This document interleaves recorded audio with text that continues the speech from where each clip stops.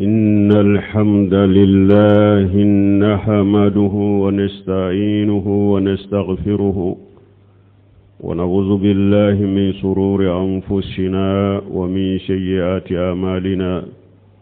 من يهديه الله فلا مضل له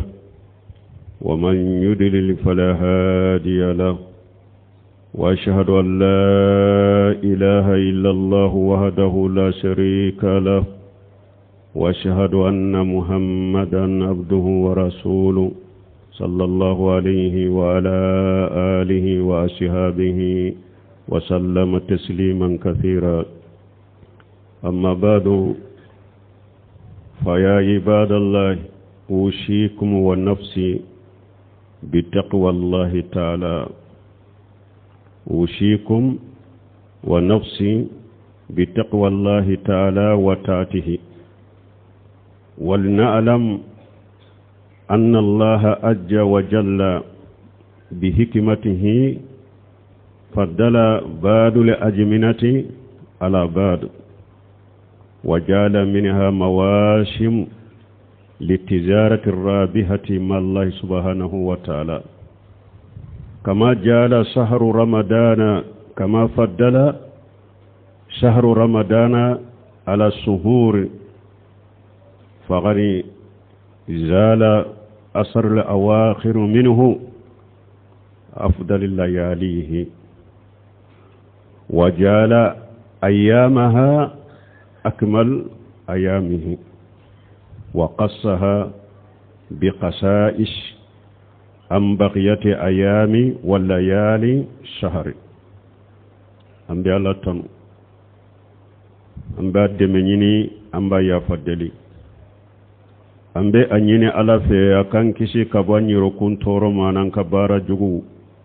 ni alay jommin kanda mogote soro min bo fili ni alay jommin fili fana mogote soro min bo kanda ambe sere ya bato fe site min ka bato e ciyay ni ala kelempe wute je nyogonte ala la ambe sere ya muhammadu wala ka jondo ala ka cidendo kisini nema baka ana ka dunkew ana ka shebon ala ku kisi min ka chakosobe no temina ka boy ala ka jon be wosha kan kenyire kunya ni au an ka siralanye masammin korota lendo an ka ala bato fana an ka do ko ala min korota lendo na ka ko donye aye wagatu do fasamantiya wagatu doka komi ala ye sungalo fasamantiya kalo to ka chogomi sungalo tallaban fana ala ya asu fasamantiya sungalo to ka suka ala ya tilaw dafa kateme sungalo ka tilaw toka ala ye tallabai aya kere ya ni kere ya fengunya aya tilaw kere ya ka su kerekereya ni kerekereya ni fengunye ka ni kalo wa su to ani kalo tilew to ku bonyogon koro o min ajhari fadail asr al awaqir min ramadana abe sungalo tallaba afasamantiya bangelu doka sungalo toka istihadun nabi sallallahu alaihi wasallam fil asr al awaqir bal mawkaira sungalo tallaban kausa sungalo tile towye mumbo yiranna ciden yere tumba yere jija sungalo tallaban wa anna aisha radhiyallahu anha qalat kana rasulullah sallallahu alaihi wasallam yastahidu fi ramadana ma la yastahidu fi ghayrihi wa fi asr al-awakhir minhu ma la yastahidu fi ghayrihi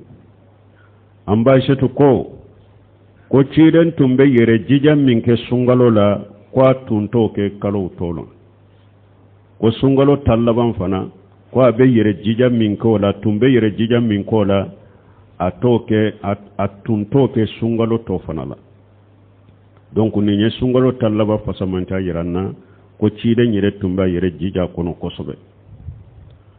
وأن عائشة رضي الله عنها قالت كارثة من أنباء استمتون لك جيك بوامكو كان الرسول الله صلى الله عليه وسلم إذا دخل العشر جد وسد ميجارا ويخرج أهله وهيا ليله أمبا شتكو كوشيدن تنكرا كوني سنغلو تلبان دونا كوشيدن بايرجيجا ko abata akatta fishri kosobe ko abe sungalo tallaban su benyana maya ko aba kademba ya fana kunu ko ka tallaban yana maya donc ne ya yirana ko sungalo tallaba fasamanta kere umbaye yire jija kanka kya kono kateme kalo toka sungalo tallaba balmo afasamanta doye munye ciden tumbe itikafu ka kono fokatasa عن ابن عمر رضي الله عنهما قال كان النبي صلى الله عليه وسلم يعتكف في أسر الأواخر من رمضان بغاري كن عبد الله بن عمر لك جكابوانا فابما أكو تشيرين تنبي اتكافو كتلبان كنو وعن عائشة رضي الله عنها قالت كان النبي صلى الله عليه وسلم يعتكف في أسر الأواخر من رمضان حتى توفاه الله ثم أعتكف أزواجه من بعده أم بايشتو ko ciiden tumbe itikafu ke sungalo tallaban na fo kata fatu ko a furmuso fanaye uye itikafu ke akofe donc ni yira tallaba itikafu beke akono kayelema misiri kono baton kama ni tallaba fasamantay tallaban fasamanta do jumaye laylatul qadri ba kono inna anzalnahu fi laylatil qadri وما أدرك ما ليلة القدر ليلة القدر خير من 1000 شهر تنزل الملائكة وروح فيها بإذن ربهم من كل أمر سلام هي حتى مطلع الفجر ليلة القدر أبي سنغلو تلبان دكونو ni ليلة القدر فنا الله يه أو مانكوتو دو داما مانكوتو فولي مونيه أنه أنزل فيه القرآن أنزل فيها القرآن ليلة القدر قرآن جينا ودكونو إنا أنزلناه في ليلة القدر على قال لي قرآن جيني دامنا ليلة القدر سودكونو ni ليلة القدر فسمانتا دويه قرآن يجيني دامنا على دكونو أنها وصفها أنها خير من 1000 شهر ليلة القدر ألا يا أمان كتو كو أكوسا kalo bakele akawsa kalo bakele batoye laylatul qadr khairu min 1000 shahr ala kullatul qadr bato ni benama akelem bato akawsa kalo bakele abebe sambi segi ani sansaba ani kalo nani kalo bakele bebe odema kullatul qadr suin doro bato kawsa sambi segi ani sansaba ani kalonani batoy ni nyelati gadi fasamanta iranna wasafaha annaha salam ala yelere qadr mankutu ko akasu kisilende do ko tora site akasu kono salamu hiya hatta matala li fajr lailatul qadr su ala ya mankutu ko akisilende do lailatul qadr su ala ya mankutu ko malikaw be jiga kono tanazzalul malaikatu wa ruhu fiha ala lailatul qadri asu ala ya mankutu ko malikaw be jiga kono lailatul qadri su ala ya mankutu ko sudo sumin su barkalamado ko sudo ko ahira kacha inna anzalnahu fi lailati mubarakati ala ko ala qur'ana jigni damina sudela sumin barkalende sumi hera kacha lailatul qadr su ala ya mankutu ko ewa sankal latigo betia alede kono inna anzalnahu fi lailati mubarakati inna kunna munzirina fiha yufraghu kullu amri hakim ala ko lailatul qadr ko ewa ale qur'ana jigni damina sula sumi hera kacha abarika kacha ko ale ala ke rabba gabali kelay ko lailatul qadri su ko ale ala ka ko betila wode kono sankalla tigo bebe dim malika o maletan qadri su de kono ni letan qadri su ka kere ya finye ni kere ya pendo ni ala ya mankutu nay ala lailatul qadri ala ya mankutu annaha ala ya mankutu anna allah yaghfir man qamaha imana wa ihtisaba ma taqaddama min jambihi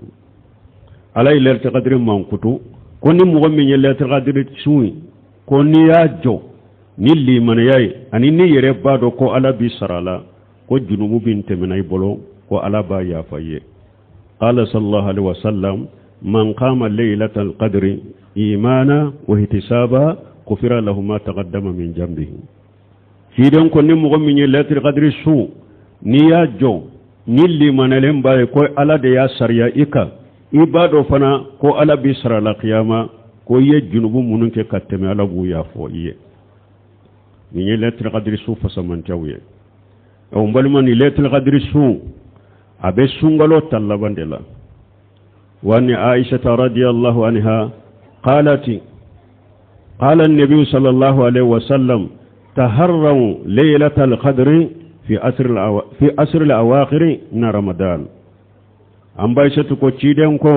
ko aye lailatul qadri aya nyini sungalo tallabanna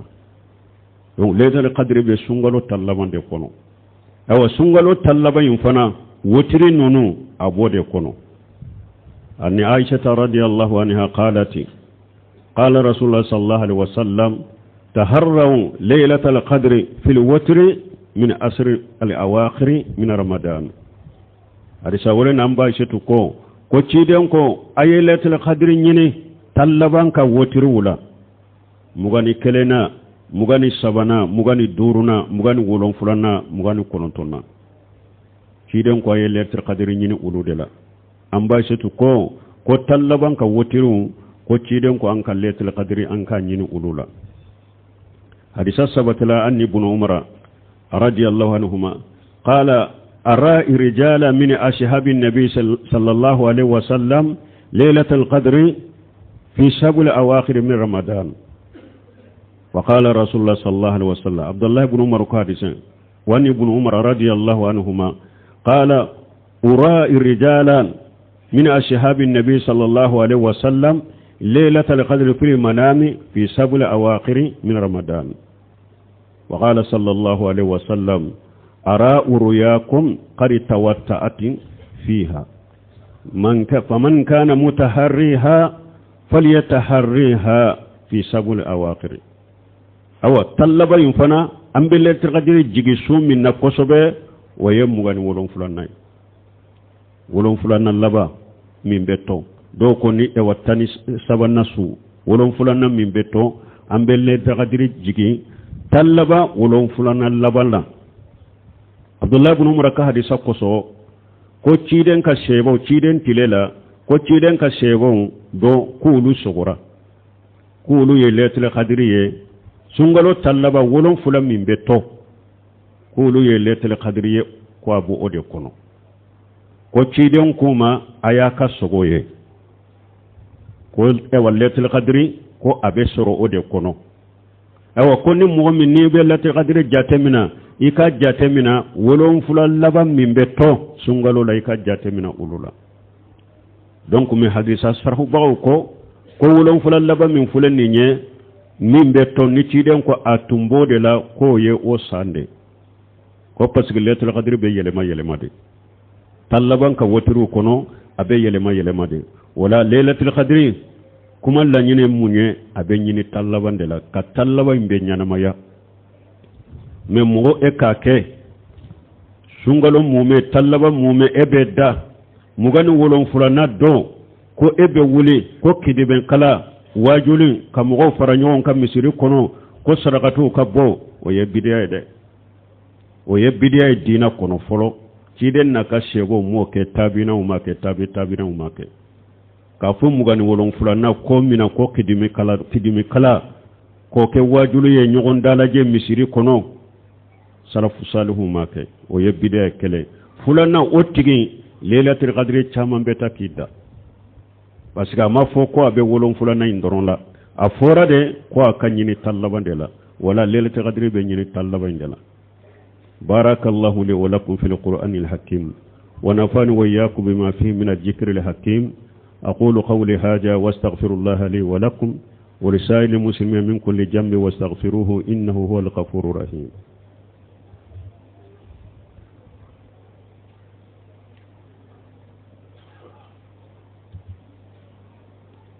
الحمد لله رب العالمين والصلاة والسلام على نبينا محمد وعلى آله وأصحابه وسلم تسليما كثيرا. أما بعد، وعن عائشة رضي الله عنها قالت قلت يا رسول الله كيف أقول إن علمت أن هذا الليلة هو ليلة القدر أو كما قالت. أم باشتكو ko ale ko cidema yala ninya sundo lailatul qadr sungalo talabana ninya do konni suinde lailatul qadr suye nkan kam mufo ciden ko quli allahumma innaka afu tuhibbul afwa fa'fu anni. ciden ko ni lailatul qadr sudo konni suinde do ikanka do minke akono ikafo ala ya famma sade ebe ya fafe ala ya famma wala sungalo talabana nin do ka foka ya kosobe. Allahumma innaka afu tuhibbul afwa fa'fu anni. ni almami de ba do ke jama'i fa'fu anna ala ile ya famma sade be ya fafe ika ya famma. wambalmu hadisa dola dondola qala jibril li muhammad sallallahu alaihi wasallam يا محمد من دخل شهر رمضان فمات فلم يغفر له فأدخل النار أبعده الله قل آمين فقلت آمين. حديثا دو كنو حديثا سهلين دو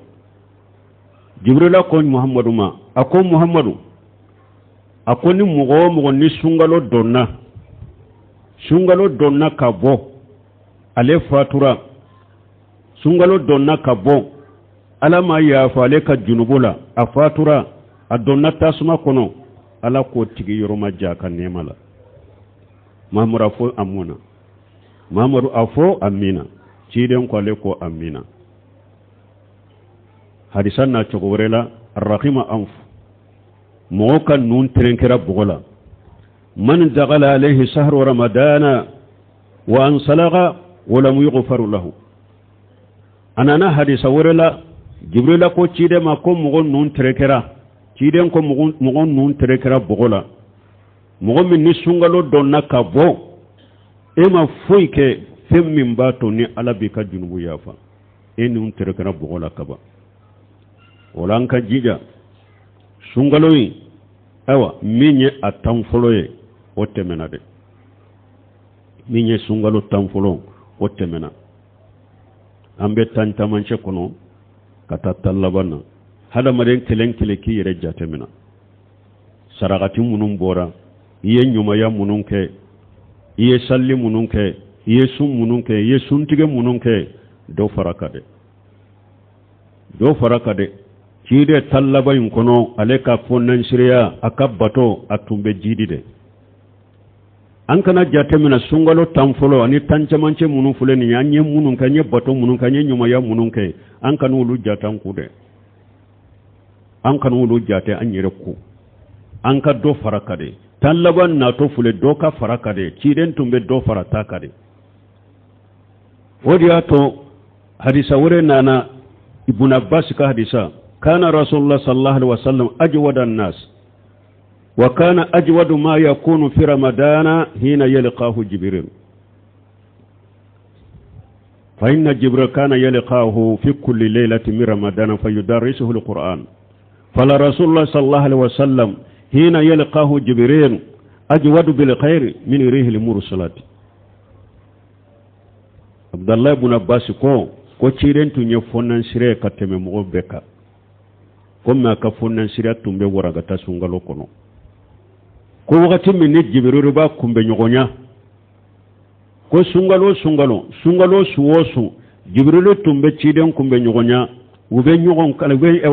ewa qur'ana kala ñogon fe ko wakati mi cire ni jibril be ñogon kumbe ñogonya ko ka fonan shira cilen tundo kateme finye cilenga aka fonan shira be wala gata kateme finye cilenga olanka do farakade do ka fara bato nunun kade do ka fara fani farifoni do ka farakade an ka saragati bo ñumaya mogo suntigali do ka farakade sungalo tallabanna ciiden tumbe yire jijam min ke tallabanna atunto ke sungalo tola on balimaw ambe ala deli tallabain jole ala ka no yanye wotte minan ko fe balma umbe konnan jam min ke ñogonye fitina kura munum fule ka bo jiyan kono sisan nin tele damado kele munum be jiyan kono jamana munum be kele la beba do fitina min woli la beba do kele min be jiyan kono beba do silama ka joyoro an ka sembe alama kan biskundiro alala an ka duwawu ke ala ka silama ɲumanw kisi fitina in ma an ka duwawu ke ala be fitina in faga cogo min ani silama ɲuman be yoro yoro silama jamana ɲuman be yoro yoro a be kisi fitina in tora ma cogo min kere kere boroka minnu bu dambe ka ta sunna ma u be jamana diɲa yoro yoro jamana jamana la an ka duwawu ke u be kisi nin fitina tora ma cogo min kuma mana alharamaini sharifain kele nunu diɲa ka kele minnu filɛ u ka du dɛ kelew do u ka du kosɛbɛ silama ɲuman bɛ ka duwawu kɛ haramaini sharifain kɛrɛkɛri bolo kan Makka ni Madina ala ka lahoroma yɔrɔma fula ala k'u kisi nin fitinaw tɔɔrɔ ma ala k'u tanga k'u kisi nin fitinaw tɔɔrɔ ma nin fitina ninnu ka du dɛ a bɛ silama kelen kelen kan nin fitina sugu min wulila i damina dɛ i ka dɔɔnikɛbaga ɲumanw i k'u ka kitabu lajɛ dɔɔnikɛbaga ɲuman sabatilen minnu bɛ diɲɛ kɔnɔ i k'u ka kumaw lamɛn ka to u kɔ kana to ka kuma ni yɛrɛ ye nin fitina wula dɛ kana to ka ko kɛ ni yɛrɛ ye nin fitina wula ciden ka wasiya kan da yawo ye a ko fitina wagati hadamaden k'i da de a ko fitina wagati ciden ko hadamaden k'i ne mina i k'i da de i k'i yɛrɛ mina fitina kɔnɔ o de y'a to a ko ewa jɔbaga taamabaga fitina la o ka wusa min bɛ boli a ko min fana bɛ jɔ fitina o ka wusa min bɛ taama kɔnɔ a ko min fana sigilen do o ka wusa min bɛ ewa min fana jɔlen do o ka wusa taamabaga ye a ko min fana sigilen do fitina la e fana ka wusa min jɔlen do min fana dalen do o ka wusa min sigilen do hadamaden k'i yɛrɛ mina fitina la i ne mina i yɛrɛ mina an bɛ kɔnɛndiya min kɛ silamɛw ye o y'o de